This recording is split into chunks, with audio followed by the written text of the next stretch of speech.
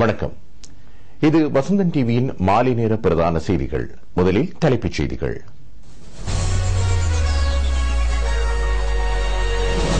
சட்டவிரோத குடிவரவு மற்றும் குடியகழ்வுகளை கண்டறிய சர்வதேச போலீசாரின் உதவியை நாட திட்டம். விரல் அடையாளங்கள் விமான நிலையத்தில் பதியப்படும் என்ற ஊடக செய்திக்கு குடிவரவு குடியகழ்வு கட்டுப்பாட்டாளர் மறுப்பு. எல்டிடியினருக்கு நிதி திரட்டிய 12 புள்ளி பயங்கரவாதிகள் குறித்து சுவிட்சர்லாந்து போலீசார் விசாரணை. காவத்த இரட்டை கொலையுடன் தொடர்புடைய சந்தேக நபர்கள் எதிர்வரும் 25ஆம் தேதி வரை மீண்டும் விளக்கமறியலில்.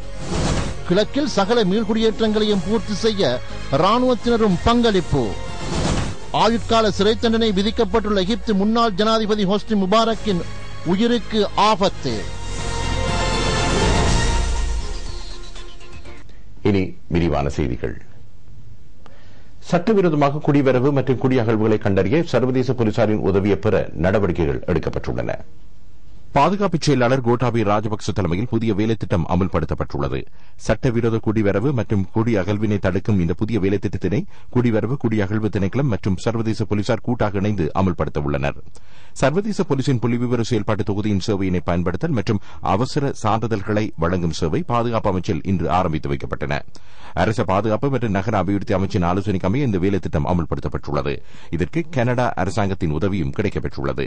நாட்டின் பாதுகாப்பினை உறுதி செய்வதற்காக இது முக்கியத்துவம் வாய்ந்த செயல்பாடு என பாதுகாப்பு செயலாளர் கோட்டாபய ராஜபக்ச வலியுறுத்தினார். We prevent Sri Lanka being used as a hub for criminal activities. சுற்றுலா பயணிகளை போன்று முதலீட்டாளர்களும் நாட்டுக்கு வருகை தருகின்றனர். அதேபோன்று பல்வேறுபட்ட காரணங்களுக்காக நாட்டிலிருந்து வெளியே செல்பவர்களும் அதிகரித்துள்ளனர். இந்த சகல சந்தர்ப்பங்களிலும் நாட்டின் பாதுகாப்பை உறுதி செய்து சட்டவிரோத செயல்பாடுகளை தடுக்க இது ஒரு சிறந்த நடவடிக்கை. This is another step towards strengthening our border security. This is a very important aspect of it. புதிய வேலை திட்டத்தினூடாக சர்வதேச போலீசாரின் புள்ளிவிவர தொகுதியுடன் நேரடியாக இணையும் சந்தர்ப்பம் குடிவரவு குடியகழ்வு திணைக்களத்துக்கு கிடைக்கிறது. நாட்டுக்கு வருகை தரும் மற்றும் நாட்டிலிருந்து வெளியே செல்வோரின் தகவல்களை இதன் மூலம் பெற்றுக் கொள்ள முடிவதுடன் சட்டவிரோத குடிவரவு மற்றும் குடியகழ்வுகளை தடுக்க முடியும். இந்த புதிய வேலை திட்டம் தொடர்பில் கடந்த காலங்களில் பரிச்சார்த்தல்கள் மேற்கொள்ளப்பட்டதாக குடியகழ்வுக்கான சர்வதேச அமைப்பின் செயல்திட்ட முகாமையாளர் சாந்த குலசேகர தெரிவித்தார். குடிவரவு குடியகழ்வு கட்டுப்பாட்டாளர் சூலானந்த பெரேரா உள்ளிட்ட பலரும் இந்த நிகழ்வில் கலந்து கொண்டனர். வெளிநாடுகளுக்கு வேலைவாய்ப்பு பெற்றுச் செல்லும் மற்றும் வெளிநாடுகளில் பணிபுரிந்துவிட்டு மீண்டும் தாயகம் திரும்பும் இளைஞர்களின் விரல் அடையாளங்கள் விமான நிலையத்தில் பதியப்படும் திட்டம் தொடர்பாக ஊடகங்களில் வெளியிடப்பட்ட தகவல்கள் உண்மைக்கு புறம்பானவை என குடிவரவு குடியகழ்வு திணைக்கள கட்டுப்பாட்டாளர் சூலானந்த பெரேரா தெரிவித்தார். கட்டுநாயக்க விமான நிலையத்தின் ஊடாக வருகை தரும் மற்றும் வெளியேறும் பயணிகளின் கைரேகைகள் கட்டாயம் பதியப்பட வேண்டும் என வதந்தி ஒன்று பரவி வருகின்றது. ஒரு சில ஊடகங்களில் இது தொடர்பாக தகவல்கள் வெளிவந்துள்ளன. ஆனால் குடிவரவு குடியகழ்வு திணைக்கள கட்டுப்பாட்டாளர் நாயகம் என்ற வகையில் நான் பொறுப்புடன் ஒரு விடயத்தை தெரிவிக்க விரும்புகிறேன். அதாவது கட்டுநாயக்க விமான நிலைய குடிவரவு குடியகழ்வு கருமப்பீடங்களில் கைரேகைகளை பதியும் நடைமுறை எதிரையும் நாங்கள் நடைமுறைப்படுத்த இது தொடர்பாக நாங்கள் எந்தவித பேச்சுவார்த்தையும் மேற்கொள்ளவில்லை. தற்போது பரவி வரும் தகவல்கள் மற்றும் செய்திகள் உண்மையற்றவை என நான் தெரிவித்துக் கொள்கின்றேன்.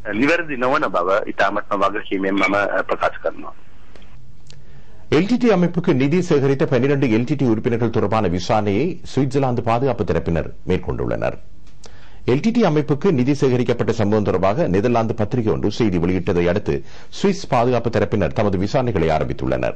இதனை அடுத்து சுவிட்சர்லாந்தில் எல்டிடி அமைப்புக்கு நிதி சேகரித்த குழுவின் தலைவரை விசாரிப்பதற்கு சுவிஸ் பாதுகாப்பு அதிகாரிகள் நடவடிக்கை எடுத்துள்ளனர்.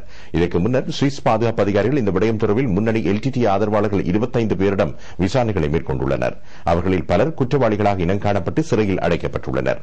சுவிட்சர்லாந்தில் வசிக்கும் இளைஞர்களிடம் மேற்படை குழுவினர் பெருமளவு நிதியை திரட்டியுள்ளதாக சுவிட்சர்லாந்தின் பாதுகாப்பு தரப்பு பேச்சாளர் ஒருவர் தெரிவித்துள்ளார். கஹாவத்தில் இடம்பெற்ற இரட்டை கொலையின் சந்தேக நபர்கள் எதிர்வரும் 25ஆம் தேதி வரை மீண்டும் விளக்கமறியலில் வைக்கப்பட்டுள்ளனர். சந்தேக நபர்கள் பெல்மடுல்ல நீதிமன்றத்தில் இன்று மீண்டும் ஆஜர் செய்யப்பட்டனர்.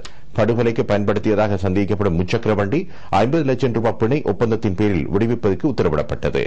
பிரதேச சபை உறுப்பினர் ஒருவர், அவரது சகோதரர், சகோதரரின் மனைவி, முச்சக்கர வண்டி சாரதி ஆகியோர் சந்தேகத்தின் பேரில் கைது செய்யப்பட்டுள்ளனர். இதே நேரம் காவத்த கொட்டகெத்தென பகுதியில் 2 சகோதரர்களை படுகொலை செய்ததாக சந்தேகப்படும் கே நந்த என்பவர் பெல்மடுல்ல நீதிமன்றத்தில் இன்று ஆஜர் செய்யப்பட்டார். குற்றப்புலனாய்வு திணைக்களத்தினால் சம்பவம் தொடர்பான அறிக்கை நீதிமன்றத்தில் சமர்ப்பிக்கப்பட்டது. கிழக்கு மண்ணில் பிறந்து மீள் குடியமர்வதற்கு வரம் பெற்ற மக்கள் தொடர்பான கண்ணோட்டம் அடுத்து. எதிர்வரும் ஆண்டுக்குள் கிழக்கில் சகல மீள்குடியேற்றங்களையும் பூர்த்தி செய்ய ராணுவத்தினரின் பங்களிப்பு பெறப்பட்டுள்ளன.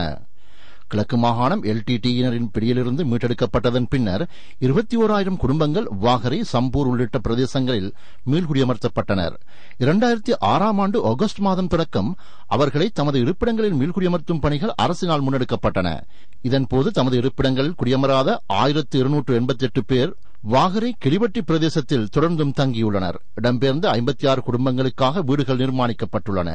மேலும் 40 வீடுகளை நிர்மாணிக்கவும் திட்டமிடப்பட்டுள்ளன. 20 ஏக்கர் நிலப்பரப்பில் சகல வசதிகளையும் கொண்டதாக வீடுகள் அமைய உள்ளன. மீள்குடியமர்ந்த மக்கள் தமது புதிய வாழ்வு தொடர்பில் கருத்து தெரிவித்தனர்.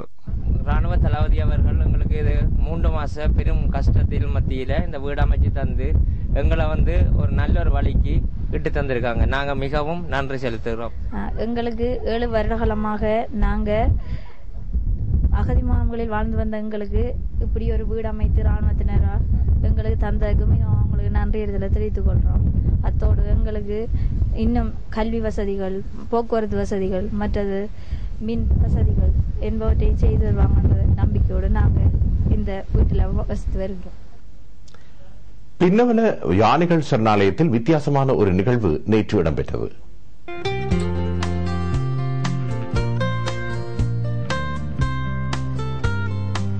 ஒரு பிள்ளை பிறந்தால் அப்பிள்ளைக்கு பெயர் சூட்டுவது பொதுவான வழமையாகும். அது முறையாக இடம்பெறும் ஒரு சம்பிரதாயமாகும். சுப நேரங்களை பார்த்து பெயர் சூட்டுவது, பாடம் சொல்லிக் கொடுப்பது போன்றன கலாசார ரீதியாக இடம்பெறுகின்றன. இவை பின்னவல யானைகள் சரணாலயத்தில் உள்ள இந்த யானை குட்டிகளுக்கு பிள்ளைகளுக்கு பெயர் சூட்டுவதை போன்று பெயர் சூட்டப்பட்டமை குறிப்பிடத்தக்கது. கடந்த ஆண்டு இந்த யானை குட்டிகள் பிறந்த போதிலும் இதுவரை அவற்றுக்கு பெயர் சூட்டப்படவில்லை. பின்னவல யானைகள் சரணாலயத்திற்கு வருகை தரும் சுற்றுலா பயணிகளுக்கு இந்த யானை குட்டிகளுக்கு பெயர் சூட்டும் சந்தர்ப்பம் வழங்கப்பட்டது. பெயர் சூட்டும் வைபவம் நேற்றைய தினம் இடம்பெற்றது. யானை குட்டிகள் பிறந்த நேரத்திற்கு ஏற்ப முதல் எழுத்துக்கள் அமையும் வகையில் பிற்பகல் 1 மணிக்கு இந்த பெயர் சூட்டும் வைபவம் இடம்பெற்றது. 7 ஆண் யானை குட்டிகளுக்கும் 8 பெண் யானை குட்டிகளுக்கும் இவ்வாறு பெயர் சூட்டப்பட்டது. மிருக காட்சி சாலைகள் திணைக்களக பணிப்பாளர், மிருக காட்சி சாலை திணைக்கள பணிப்பாளர் நாயகம் பாஸ்வரஸ் சேனாங்க குணரட்ன, பேராதனை கால்நடை மருத்துவ பீட சிரேஷ்ட விரிவுரையாளர் அசோக ஹிந்தகொல்ல ஆகியோர் தலைமையில் வைபவம் இடம்பெற்றது. கடந்த ஆண்டு இலங்கைக்கு வருகை தந்த சுற்றுலா பயணிகளில் 30% பின்னவல யானைகள் சரணாலயத்திற்கு வருகை தந்துள்ளதாக இங்கு தெரிய வந்துள்ளது.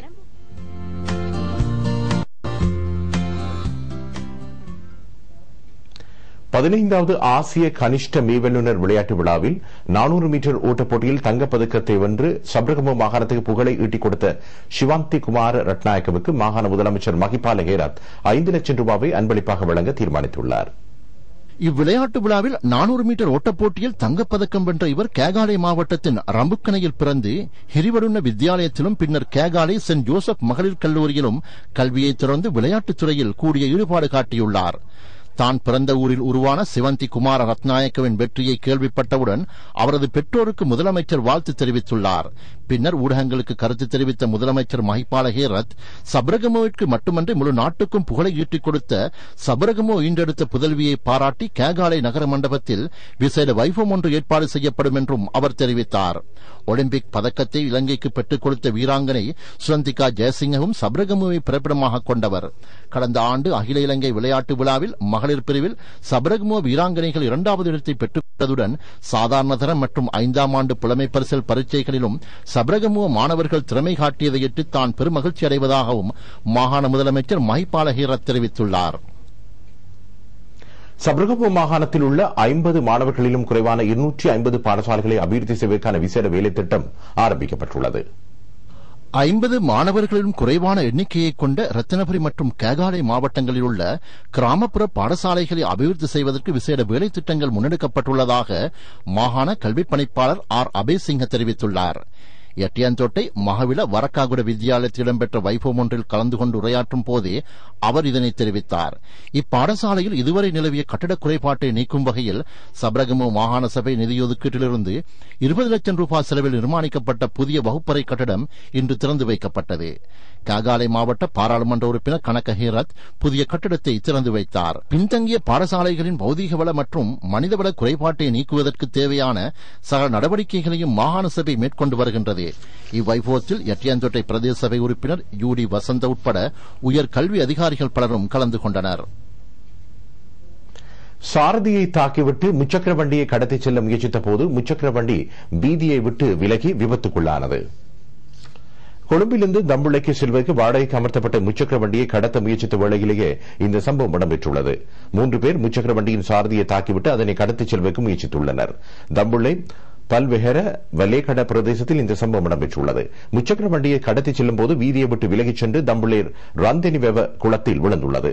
அதனைத் தொடர்ந்து சந்தேக நபர்களும் தப்பியோடியுள்ளனர். தம்புள்ள போலீசார் சம்பவம் தொடர்பில் விசாரணைகளை மேற்கொண்டு வருகின்றனர்.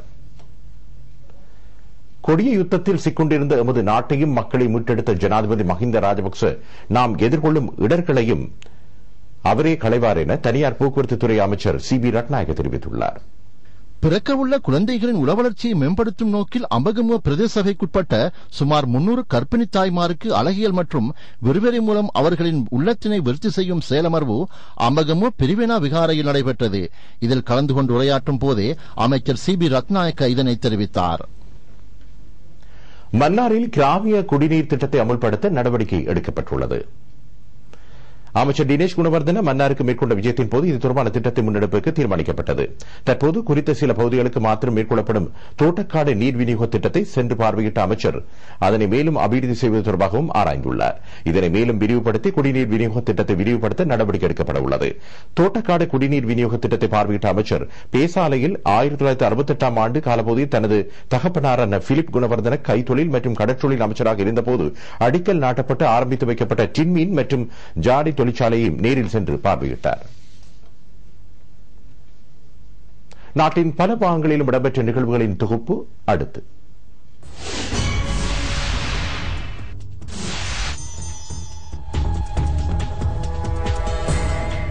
மட்டக்களப்பு மாவட்டத்தின் மங்களோயா பிரதேசத்தில் நிர்மாணிக்கப்பட்ட ஆயுள்வேத வைத்தியசாலையை கிழக்கு மாகாண ஆளுநர் மொஹான் விஜயவிக்ரம திறந்து வைத்தார். வைபவத்தில் மாகாண அமைச்சர் MS சுபைர், கைத்தொழில் அபிவிருத்தி அதிகார சபையின் தலைவர் MSS அமீர் அலி உட்பட பலர் கலந்து கொண்டனர். பாதுகாப்பு அமைச்சின் அனுசரணையுடன் மட்டக்களப்பு மாவட்டத்தில் கரையோரம் பேணல் திணைக்களத்தினூடாக சூழல் பாதுகாப்பு நடவடிக்கைகள் ஆரம்பிக்கப்பட்டுள்ளன. மட்டக்களப்பு மண்முனை வடக்கு பிரதேச செயலகத்தில் நேற்று இத்திட்டம் அங்குரார்ப்பணம் செய்து வைக்கப்பட்டது. பிரதேச செயலாளர் கே கிரிதரன் தலைமையில் இடம்பெற்ற வைபவத்தில் மாநகர ஆணையாளர் கே சிவநாதன் உட்பட அதிகாரிகள் பலரும் கலந்து கொண்டனர்.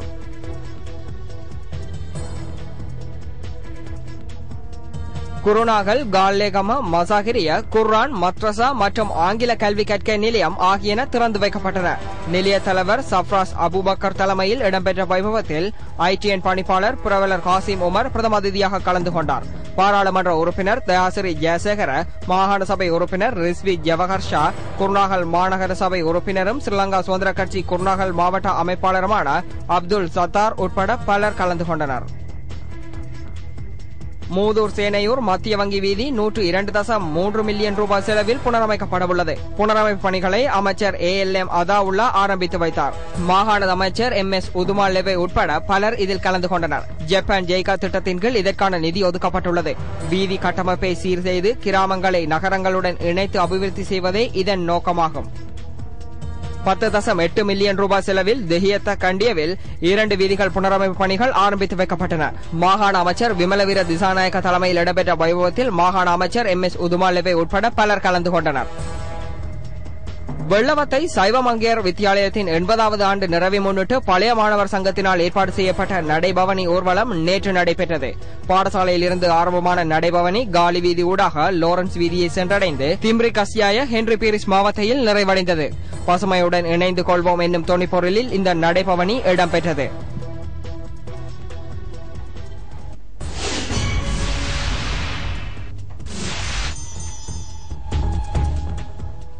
வெளிநாட்டுச் செய்திகள்.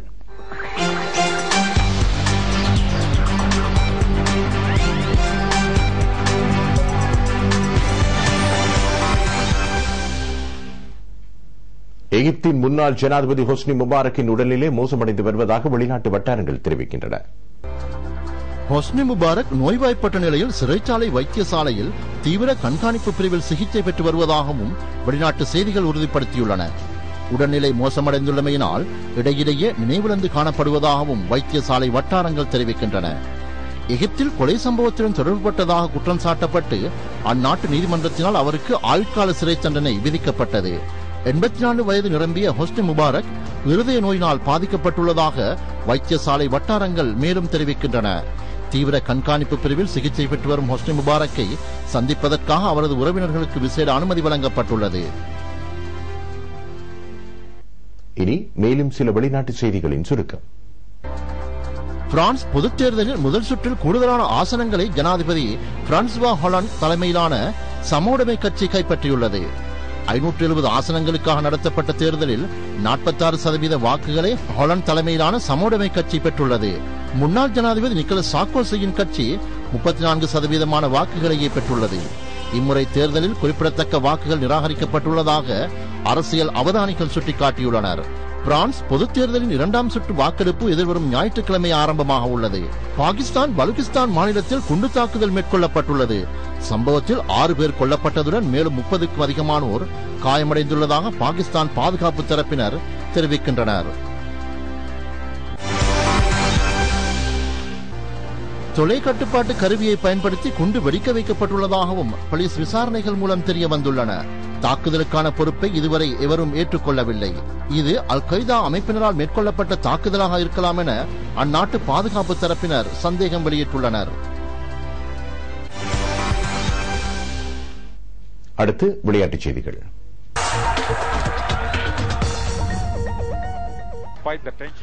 இலங்கையில் முதல் முறையாக நடைபெறும் 15வது ஆசிய கனிஷ்ட மெய்வல்லுநர் போட்டிகளின் 3ஆம் நாள் இன்றாகும். இன்றைய தினம் இதுவரை இலங்கை அணிக்கு 2 வெண்கலப் பதக்கங்கள் கிடைக்கப்பெற்றுள்ளன.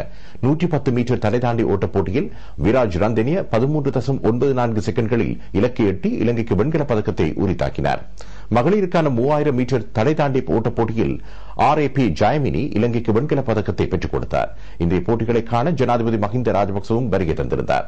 இதன் மூலம் தொடரில் இலங்கை அணி 2 தங்கப்பதக்கங்கள் மற்றும் 2 வெண்கலப் பதக்கங்களை வென்றுள்ளது. போட்டி தொடர்பான மேலதிக தகவலை எமது இரவு 8 மணி செய்தியில் எதிர்பாருங்கள். இத்துடன் இந்த செய்தி அறிக்கை நிறைவு பெறுகிறது. எமது அடுத்த செய்தி அறிக்கையை இன்றிரவு 8 மணிக்கு வசந்தன் டிவியில் எதிர்பாருங்கள். வணக்கம்.